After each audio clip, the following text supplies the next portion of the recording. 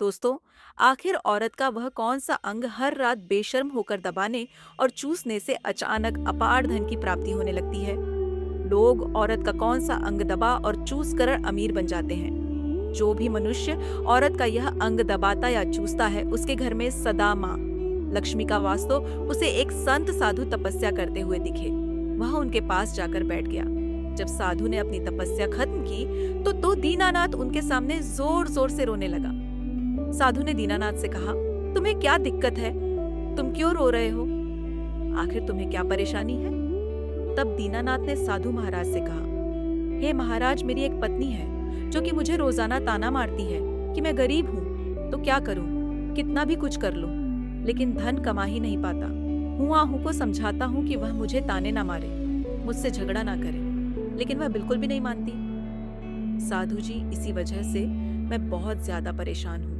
इसी वजह से मैं घर छोड़कर यहाँ आया हूँ। तब साधु जी कहते हैं, रो मत बेटा, मैं तुम्हें एक काम बताने जा रहा हूँ। बहुत परेशान हो गया था, उसे समझ नहीं आ रहा था कि मैं क्या करूँ। एक दिन की बात है, जब वह अपने घर से एक सुनसान रास्ते पर निकल गया।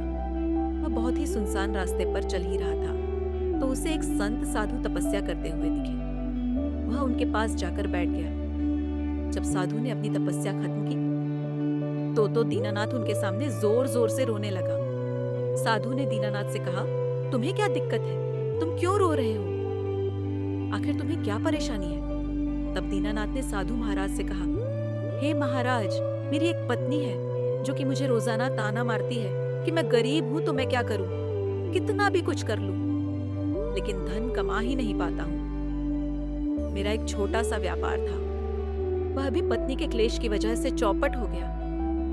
वह दिन रात मुझसे झगड़ा करती है। अब तो मैं दाने दाने के लिए परेशान हो गया हूँ। हमारे घर में खाने के लिए कुछ भी नहीं है, इसके अलावा पहनने के लिए वस्त्र भी नहीं है। लेकिन मैं अपनी पत्नी को समझाता हूँ कि वह मुझे ताने ना मारे, मुझसे झगड़ा ना करे, लेकिन वह बिल्कुल भी नहीं मानती। साधु जी, इसी वजह से मैं बहुत ज्यादा परेशान हूँ। इसी वजह से मैं घर छोड़कर यहाँ आया हूँ। तब साधु जी कहते हैं, रो मत बेटा, मैं तुम्हें एक काम बताने जा रहा हूँ जो तुम्हारी किस्मत चमका देगा। तुम्हें अपनी औरत का सिर्फ यह अंग बेशर्म होकर दबाना और चूस लेना है। फिर अचानक तुम्हारे घर में धन की प्राप्ति होने लग जाएगी। तुम देखते ही देखते अमीर बन जाओगे।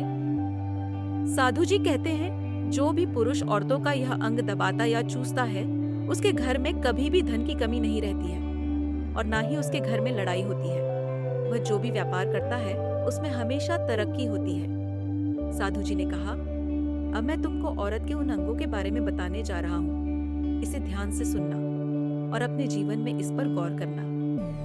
तब दीनानाथ साधु जी महाराज की बातें बहुत गौर से सुनता है और कहता है कि जितना जल्दी हो सके मुझे यह बात बता दो दोस्तों।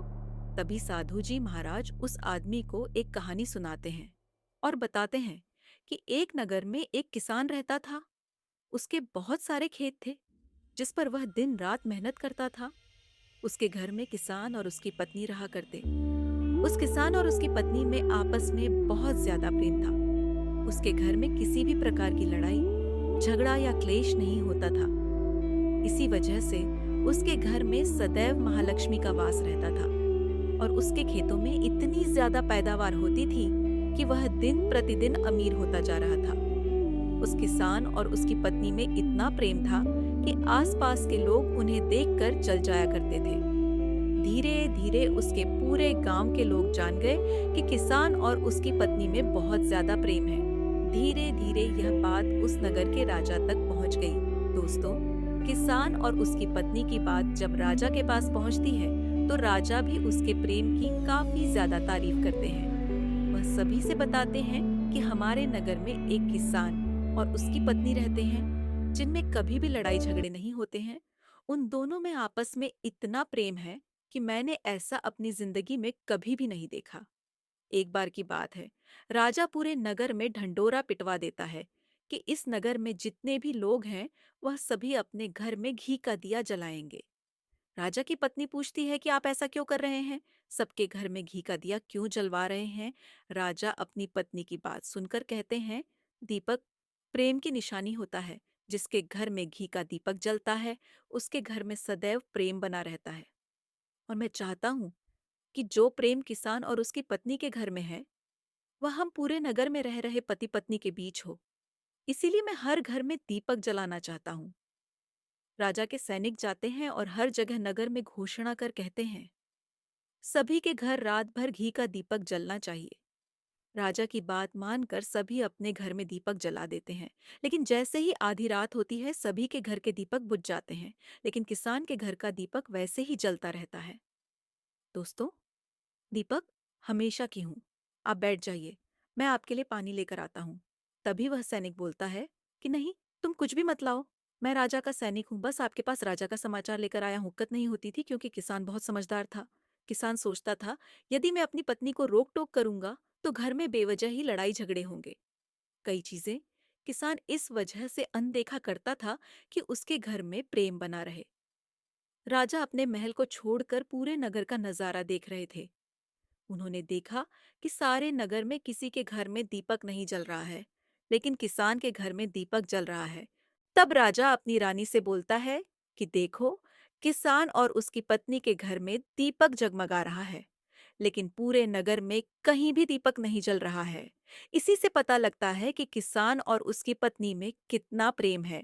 तब राजा की पत्नी राजा से बोलती है कि जो किसान और उसकी पत्नी में प्रेम है, वह किसान की पत्नी की वजह से है और इसी वजह से उसके घर में इतना ज्यादा प्रेम है।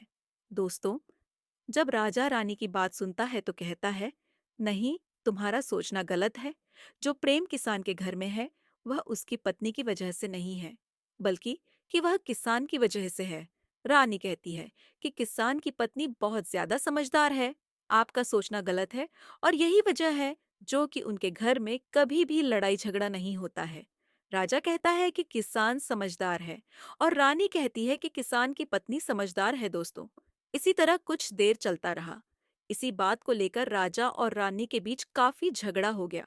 इसके बाद राजा कहता है, हम लोगों को झगड़ा करने की जरूरत नहीं है। क्यों ना हम किसान और उसकी पत्नी की परीक्षा ले, सारा दूध का दूध और पानी का पानी हो जाएगा।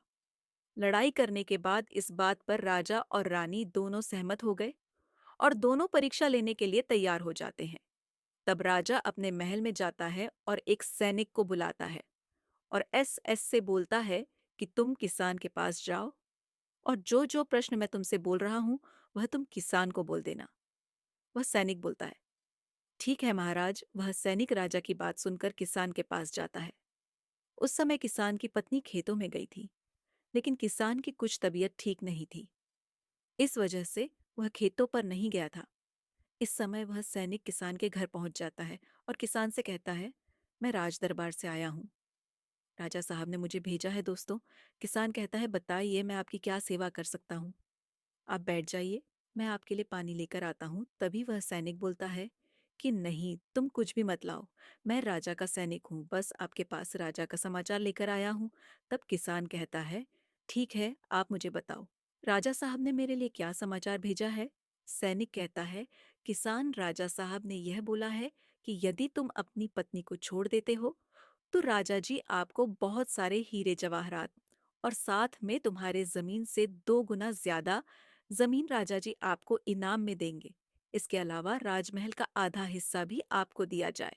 लेकिन जो किसान ने जवाब दिया वह सुनने लायक है। किसान ने कहा, राजा जी अपना पूरा राजमहल मुझे क्यों ना दे दे, लेकिन मैं अपनी पत्नी को नहीं छोड़ूंगा। जाओ और अपने राजा से कह दो, किसान ने ऐसा कहा है। सैनिक जाता है और राजा को सारी बातें बताता है। इस समय रानी वहां पर सैनिक की बात सुन रही थी।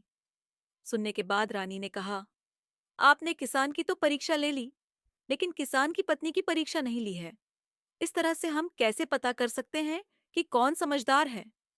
इसके बाद रानी ने कहा कि अब मैं भी किसान की पत्नी की परीक्षा लूंगी। जब दोनों की परीक्षा हो जाएगी तभी पता चलेगा कि कौन समझदार है। फिर रानी ने भी एक सैनिक बुलाया और कहा कि मेरी बात किसान की पत्नी को बोलना और याद रखना। यह बात तभी बताना जब किसान वहां पर ना हो।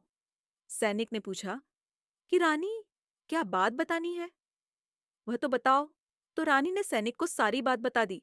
सैनिक किसान के घर जाता है और उसके घर में आवाज लगाता है, तो उसके घर से एक किसान की पत्नी निकल कर आती है और कहती है, बताओ क्या हुआ? तो सैनिक ने कहा कि राजमहल से आया हूं, मुझे रानी ने भेजा है। किसान की पत्नी ने कहा, बताओ, किस लिए आए हो? तब सैनिक ने कहा, रानी ने बोला, यदि तुम अपने पति किसान को मार देती हो, तो आपको बहुत सारे हीरे जवाहरात रानी आपको देंगी और साथ में राजमहल का आधा हिस्सा भी आपको मिलेगा। इसके अलावा जितनी भी आपकी जमीन है, वह तो आपकी रहेगी, लेकिन उसकी 2 गुना जमीन भी रानी आपको देगी। यह बात सुनकर किसान की पत्नी तैयार हो जाती है।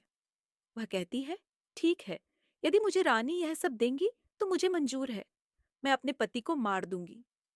तब सैनिक पूछता है कि रानी को कैसे पता चलेगा कि आपने अपने पति को मार दिया है? तभी किसान की पत्नी बोलती है, मेरे घर में जो दीपक जल रहा है, जब मैं किसान को मार दूंगी तो उसे बुझा दूंगी। तभी आपको पता चल जाएगा कि मैंने किसान को मार दिया है। अब सैनिक किसान की पत्नी की बात सुनकर राजमहल जाता है और रानी को सारी बात बताता है। किसान की पत्नी की बात सुनकर रानी बहुत अचंभित हो जाती है। राजा और नी को स्त्री जात से नफरत होने लगती है। उसी समय राजा अपने नगर के सभी लोगों को बुलाता है और कहता है कि मैं चाहता हूं कि मेरे और मेरी पत्नी की वजह से किसान की जान ना जाए। तुम लोग ऐसा करो, उस किसान के घर जाओ और सारी बातें बता दो और उस किसान को बचा लो, वरना किसान की पत्नी उसे मार देगी। इधर सैनिक किसान के घर जाते हैं और सोचते हैं कि किसान की पत्नी किसान को रात में मारेगी और दिया बुझाएगी। इससे पहले ही हम किसान के घर में पहुंच जाते हैं और किसान को बचा लेते हैं। दोस्तों, जैसे ही राजा के सैनिक किसान के घर पहुंचते हैं तो देखते हैं कि किसान तो मरा पड़ा हुआ हुआ है। तो सैनिक किसान की पत्नी से बोलते हैं कि तुमको तो किसान को रात में मारने के लिए बोला गया था, लेकिन आपने अभी किसान को क्यों मार दिया? तब उस किसान की पत्नी बोलती है कि किसान को तो मुझे मारना ही था।